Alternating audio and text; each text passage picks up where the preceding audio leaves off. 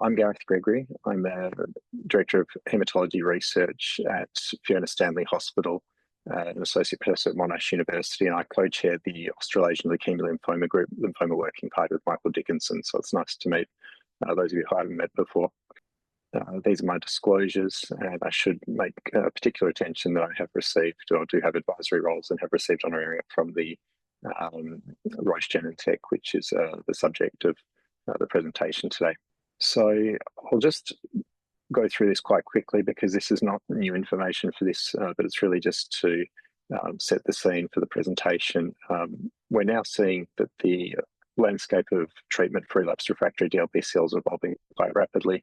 This is an amended figure, or really just representation as presented from the British Committee for Standards in Haematology for their update this year on management of relapsed DLBCL. And as we know now, according to registrational studies reading out, the time to progression following frontline treatment is becoming the major determinant as to next line therapy, given that the registrational studies of CAR T-cell therapy, both with axi-cell ZUMA-7 and with Liso-cell transform, did show the event-free, and then in the case of ZUMA-7, overall survival benefit with axi-cell versus standard of care salvage therapy and transplant for transplant-eligible patients following frontline therapy. So in the second line now, we do have an evolving landscape involving CAR T-cell therapy for the fitter patients for whom they do progress within 12 months.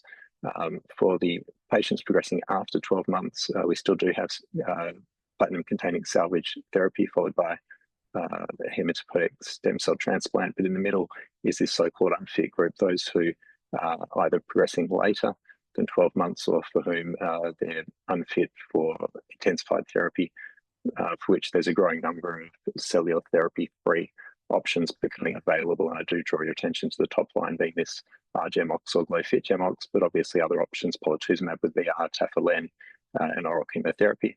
In the third line, we have similar combinations of therapies, but also obviously CAR T-cell therapy, again, for those who progressed after 12 months.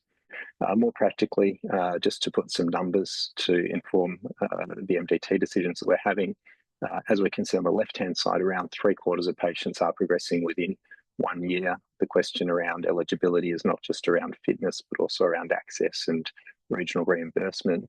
But we know of those who do receive second-line therapy, 40 to 50% of those who receive CAR T-cell therapy, we may expect to be long-term cured. On the right-hand side, we have around 1/4 of patients progressing after 12 months. Are they eligible for autograft, yes or no? Around half, yes, but the remainder no, due to either age, comorbidities, or insufficient response to platinum-containing salvage. We can see down that side, we're getting around 5% of all patients cured. So we still know that if we go down both sides, around 1 in 4 patients is being cured of their therapy, but we're failing the remainder. This was a figure amended from the review article from Jason West and Laurie Sen in Blood last year. So glofitamab doesn't need much of an introduction for the majority of our audience. We now know that it is available in the third line plus in a number of jurisdictions globally. It's a CD20 by CD3 bispecific antibody. It does have some chemical properties differentiating from other bispecifics, namely the 2:1 CD20 to CD3 binding format. We know from the pivotal 179 study as published in the New England Journal of Medicine that with effective step-up dosing of inotuzumab premedication, that we can have a safe delivery in the predominant outpatient setting with manageable immune-related AEs such as cytokine release syndrome and ICANS. So the STARGLO study was the randomized global registrational study for Glofitamab-GemOx randomized against R-GemOx. Just to refresh briefly, the sample size was 274 patients with DLBCL NOS after at least 1 prior line of therapy. Stratification factors were relapsed versus refractory disease, being defined as within 6 months of last dose of systemic therapy would put someone within the refractory group. In other words, if they were second line, then within 6 months of their last R-CHOP would mean that they were refractory versus relapse after 6 months being relapsed. There was also stratification for 1 versus 2 or more prior lines. R-GemOx was received at 3rd weekly intervals for 8 cycles. Glofit-GemOx, the same GemOx 3rd weekly, but the obinutuzumab cycle 1, day 1, followed by step-up dosing glofitamab in cycle 1, and then 30 milligram target dose from cycle 2 onwards. patients randomized to Glofit-GemOx did receive the subsequent 4 cycles of monotherapy. So in other words, received the same total cumulative dose of glofitamab as those patients receiving monotherapy schedule. Primary endpoint was overall survival. Other key secondary endpoints were basically survival and safety endpoints. So just in terms of refreshing the baseline patient characteristics, median age in each arm was 68 and 69. The main points to highlight are, if we go around halfway down the slide, relapsed refractory status to last therapy, we'll see that around 60% of each cohort were refractory, meaning progressed within 6 months of last dose of systemic therapy from the last line of therapy. The other point to notice is that there was in terms of second line, and I'm just looking to see just one above it, number of prior lines of therapy, around 63% of patients had just one prior line. So it was predominantly a second line study. Down the very bottom, you'll see that very few patients in this study had prior CAR T-cell therapy, around 8%. And that contrasts quite significantly to the third line plus studies, 179 glofitamab, or the EPCEL NHL study, where that was around 33%. So these survival curves are now not from the initial EHA plenary from 2024 and Lancet, but this is the 2-year updates presented at the European meetings this year, EHA and ICML. And in my opinion, they're starting to demonstrate some of the questions around durability that were being asked with the initial presentation. So this is now, after 2 years of follow-up, we're seeing an ongoing overall survival benefit with the intervention with Glofit-GemOx versus R-GemOx, the median overall survival being 13.5 months with R-GemOx versus not yet reached for Glofit-GemOx. The 24-month overall survival, you'll see 33 months for R-GemOx versus 54 months with Glofit-GemOx, a hazard ratio of 0.6, so a 40% reduction in risk of death if randomized to the glofitamab arm. The reason for more survival was that there were less progression events. And as we can see here, with a median follow-up of 2 years and a median PFS follow-up of 17 months, we can see a statistically and clinically significant improvement from 3.6 months median PFS for R-GemOx to 13.3 months with Glofit-GemOx. The overall response rates being 68% for Glofit-GemOx versus 40% for R-GemOx. CR rates being 58% for Glofit-GemOx versus 25% for R-GemOx. But importantly, if we drop to the bottom there, we can see the ongoing CR rates being 17% for R-GemOx versus 41% of all patients who were randomized to Glofit-GemOx. So with a median follow-up of 17 months PFS, we can see 42% of all comers receiving Glofit-GemOx are still in their first ongoing CR, which is quite promising. A landmark analysis was performed with the European meeting data lock, and this is, in my opinion, quite informative. This is the landmark analysis of patients who were in remission at their end of treatment, and this is now with a 12-month further follow-up from end of treatment. So in other words, if you achieved a CR on your end of treatment PET scan, this is 12 months later. And we can see of those who achieved a CR on end of treatment to Glofit-GemOx, 89% of them were still alive at 12 months, and 83% or 82.4% were still in complete remission. So if you achieve a complete remission on your end of treatment PET scan, there's an 82% chance you'll still be in remission 12 months later. And as we know with DLBCL, often relapses do tend for the majority to occur earlier. So this is quite promising data. With this data cut off as well, there were some biomarker studies shown at the European meetings. And the real take-home message from this, in summary, is that the immune recovery with fixed duration treatment, again, remembering that with glofitamab regimens, it's 12 cycles, so fixed duration therapy, we're seeing immune recovery in terms of median B cells and IgM levels above lower limit of normal by 18 to 24 months. And it's worth noting that the median IgG level was already above lower limit of normal at end of treatment. So just demonstrating that immune recovery is occurring at a fixed point beyond treatment completion. In terms of safety, this was really shown in the initial presentations. The summary here is there weren't any additional safety concerns with a further year of follow-up. As mentioned before, the adverse event profile are what would be expected from the combination of what we see with R-GemOx, such as hematological toxicity, a degree of infective complications, but then the additivity of glofitamab on top of that. So a degree of hematological toxicity, obviously the immune-related adverse effects, CRS and ICANS, although they were predominantly low-grade and very self-limited, as well as in this case of the STARGLO study, a small number of grade 5 AEs that were related to COVID-19 infection. And it is again just worth remembering that following a protocol amendment where patients who tested positive within 3 months prior to screening or tested positive on study had to come off or discontinue, there were no further grade 5 events. Those events that were grade 5 were all in European patients early in the pandemic, and none of them were vaccinated, and it was all prior to effective antiviral anti-COVID therapies. So in the real world, I think we're becoming quite comfortable that we can overcome those in a predominantly immunised or immune population with effective antiviral therapies.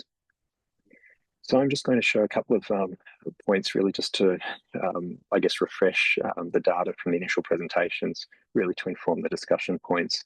The first is that in the pre-specified subgroups, there were comparable results in the clinically relevant stratified subgroups, relapsed versus refractory, and second line versus third line plus.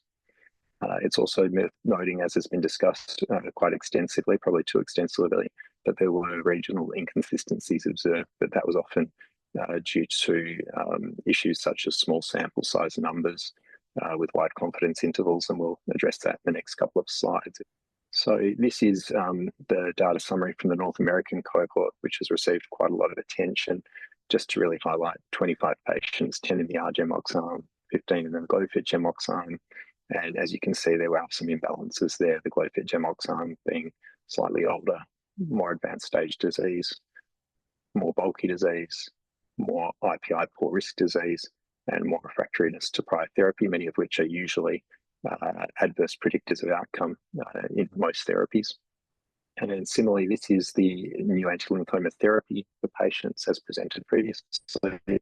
And as we can see here, one of the other questions asked before is why hasn't a strong overall survival benefit been observed in the European cohort?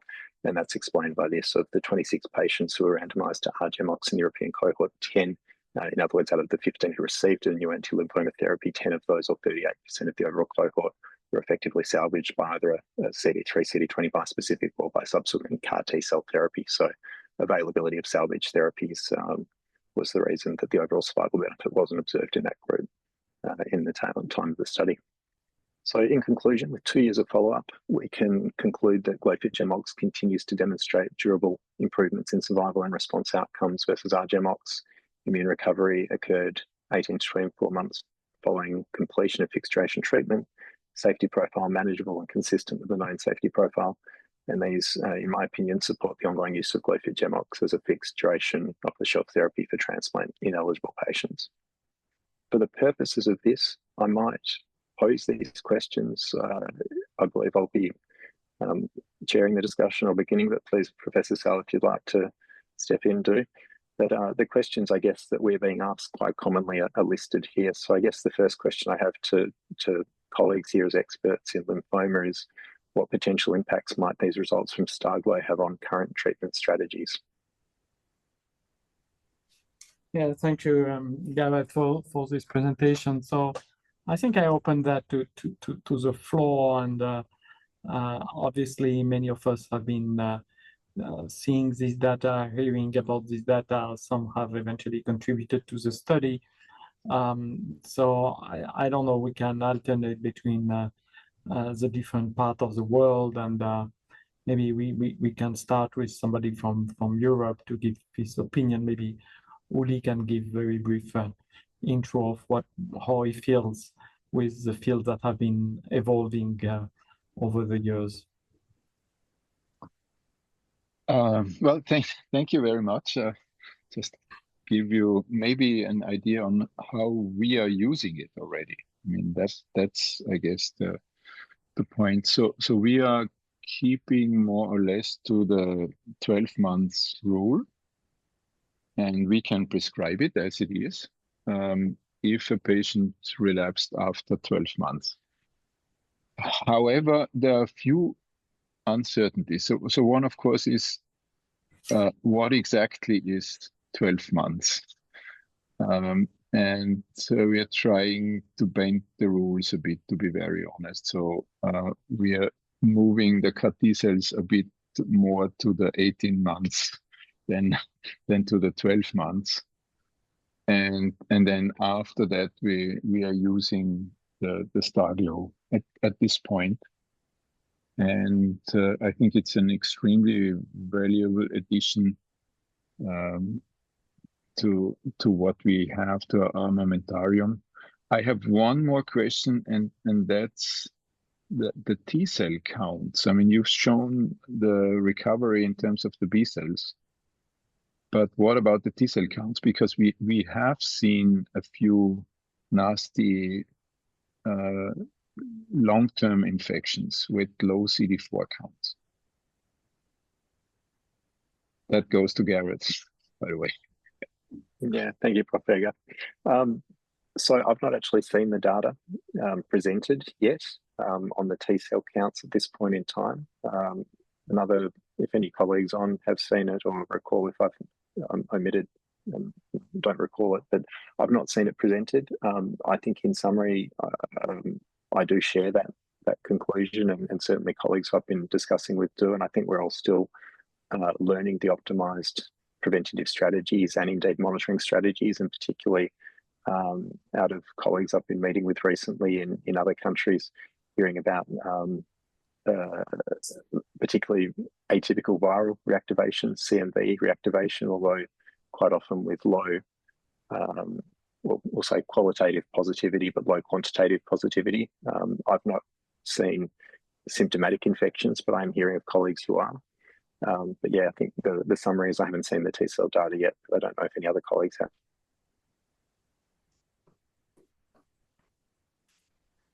Thank you both. Any comments from the floor? And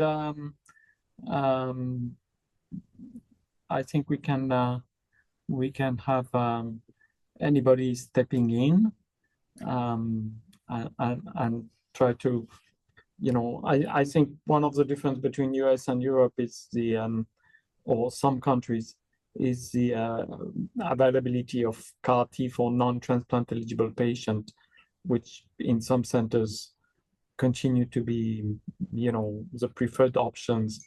And I think what I mentioned, and, if I see tomorrow patient that, is relapsing after 12 months and is not eligible for transplant, I think at this time we still consider CAR T, given the longer follow-up we have with CAR T, taking into consideration that the result of STARGLO and the result of the so-called pilot study with liso-cel are probably very similar at this time. But again, we would like to see a little bit more follow-up from the STARGLO trial and see if the curve that appears to start plateauing continues to plateau. But that's a little bit maybe, I don't see, except Alison working in the same center, I don't see any other colleague unless from US, unless one is hidden behind the iPhone designation. So maybe we can go a little bit in Spain. Francesc, get a little bit your opinion on these questions, this first question. Yeah, hi everyone. Yeah, I think we are still keeping the 12 months rule, and that STARGLO could be an option, of course, for patients. There is a bunch of patients not candidates neither for CAR T nor for transplant, so therefore I think could be an option for those patients. But we are still trying to salvage patients with CAR T, but not candidate for autologous transplantation. Therefore, as you mentioned, yeah, we need more follow-up of the STARGLO to decide. Yeah. Maybe we can move to the second question, and Mike, maybe you want to say a few words whether you have particular selection criteria for the patient receiving this combination. And I don't know what's the situation in Australia actually. Yeah, thanks, Gilles, and thanks, Gareth. So, I think the thing that's been brought up and the way I think about this is that the use of STARGLO is hugely linked to what is personally available to the patient in front of you. And we're seeing a lot more heterogeneity, not only by country. So often we tend to think about the standard of care by country or region, but within our country and within Australia, we see a range of standard of cares and a sort of a range of availability of treatment options. Our local situation is that we only have axi-cel in the second line, and there are plenty of patients with relapsed diffuse large B-cell lymphoma within 12 months where it's difficult to give axi-cel either for reasons of geography or potential toxicity. We have access to tisa-cel in the third line, but when you look at the outcomes of tisa-cel and the outcomes of STARGLO, one of them has a randomized study in that setting, and they look pretty similar to me. So there's certainly a patient group in the third line where I'd consider using STARGLO, but in the second line, there are plenty of axi-cel ineligible or axi-cel borderline patients that we see in our clinical practice. And I think probably the uptake of CAR-T globally is a little less than what we might expect. So in my center for younger patients, I'm certainly reaching for CAR-T cells because of the longer duration of follow-up and the randomized trial data, at least in the early relapse setting. But I think that STARGLO has meant that if I have a patient where chemotherapy is the only routinely accessible second-line treatment, which is the case in Australia, I would be reaching for this regimen wherever I can, and I do, although it's not yet funded in Australia. The other element that often comes up is in the post-CAR-T relapse setting, and I think a weakness of the STARGLO data is just by virtue of it being second line and being a global trial, the relatively low numbers of patients who were treated in the post-CAR-T setting. And I think there's a little bit of a balance there about whether I'd use a combination of chemotherapy with a bispecific versus bispecific monotherapy, because there's more data, and I guess have more personal experience of using bispecific monotherapy in the post-CAR-T setting, where cytopenias might be more of a practical issue, or prior exposure to platinum-containing chemotherapy might be more of a practical issue. So that's the sort of things that I weigh up when I consider this regimen. But I'm quite convinced by the data and interested by how much variation there is in its perception globally. But that seems to be more linked by what standards of treatments are available rather than necessarily just the results of the trial.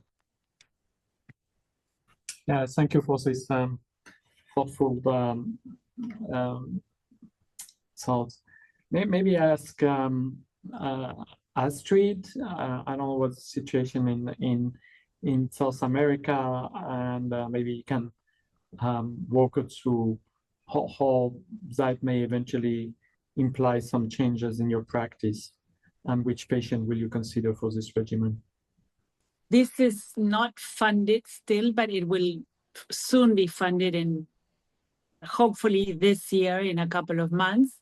And I think this is a big option and a big, new opportunity for most of the Latin American countries, because only very, very few people in Brazil and maybe just a handful of people in Chile have the option to go on to CAR-Ts.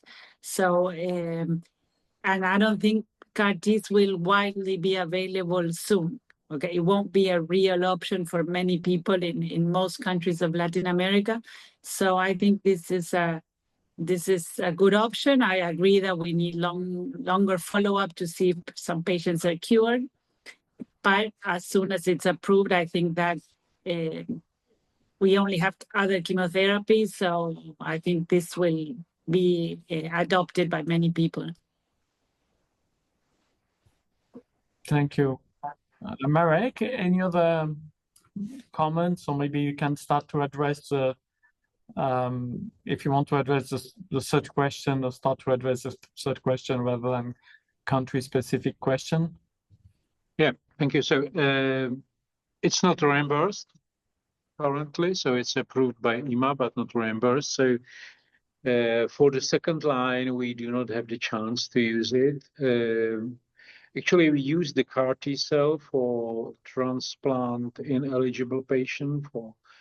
Just recently, we analyzed the second line CAR-T cell, and approximately 1/4 of those patients will not qualify for the stem cell transplant. So they are they are transplant ineligible, but we can't use the STARGLO. So the question is not on the table for us. For the subsequent treatment, so the bispecific are approved and reimbursed as a third line. So we are starting to use this combination for CAR T cell failures and for those patients who are currently eligible for chemotherapy or rituximab chemotherapy option only. So this is, although this combination is not approved, we usually ask the insurance company or inform them that instead of the bispecific only as monotherapy, we are going to use the bispecific plus chemo. And if they have any objection, they should inform us. And usually they don't have any objection. So this is the current tool. Regarding the replacement, so the data looks good, although definitely from my point of view, we really need a longer follow-up, and we really need a follow-up, especially in the European and the US population. So this is something we are waiting. So this is not on the table regarding, currently we can use the liso-cel. So it means that the liso-cel, because of the safety profile, is the preferred option for those patients who are not eligible for the stem cell transplant. Later on, after as a second line or third line as well. So this is our approach.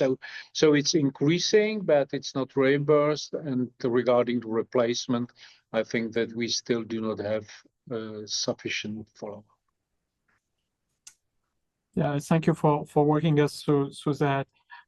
Maybe I know, Alison, we work in the same center, and and you see a lot of Hodgkin, but you also see DLBCL, and you can look at this result a little bit more with a different angle or less directly involved in these trials. But do you have any comments on these initial questions? Well, I think the question about whether this could possibly replace CAR T, I think is really interesting, because I think that many of the people who are all at centers where CAR T is available, and I think that it'd be interesting to hear how people who practice kind of far away from academic centers, or who really don't have access to CAR T for their patients, I think that this data is really compelling. I think the CR rate, the fact that the high of the CR rate, as well as the persistence of the CRs, I think is really makes this something that might be important for people who just can't get to CAR T centers. Any comments, any concern regarding toxicities or side effect of this regimen? Yeah, my personal experience is that it's very deliverable, and that it has been possible to maintain both parts of the treatment regimen. But I know that sometimes people talk about dropping the chemotherapy out earlier than may have been done within the context of the trial. I'm not sure what I think about that, because as kind of implied by one of the discussants now, there is this feeling that there is some real benefit from the combination, and its performance is really to try to give it as it was given in the trial. So that's certainly what I try to do when I'm counseling patients. But I think that it does also speak to the idea that its best use is most often going to be in the second line, where a patient is more likely to be platinum naive. But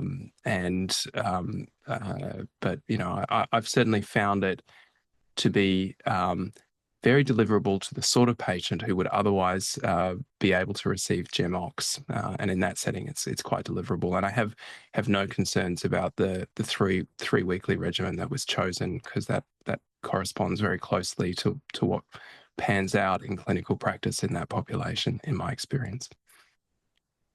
Thank you. I think, Stefano, you are one of the advisors we haven't heard from. Sorry about that. I may have missed your name on the top of the list. And so if you want to give your feelings or questions about these different questions.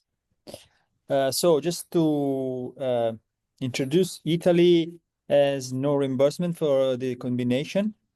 And there is an additional feature in Italy that maybe makes decision about the choice easier. We are not allowed to use CAR-T for patients who are older than 75. So I think this makes the selection of patients very easy for us, and also within the 12 months of the inclusion definition of for CAR-T, these patients are excluded. So patients older than 75 are excluded, and will be perfect candidate for this combination for starting from second line.